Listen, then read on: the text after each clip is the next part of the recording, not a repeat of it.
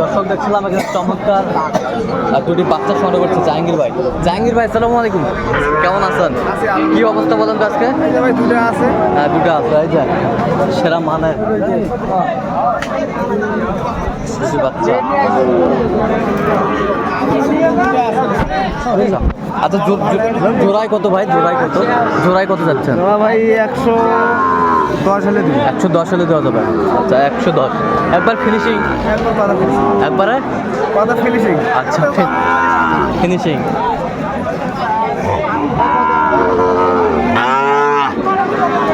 শাহিওয়ালা ষাঁড় বাচ্চা।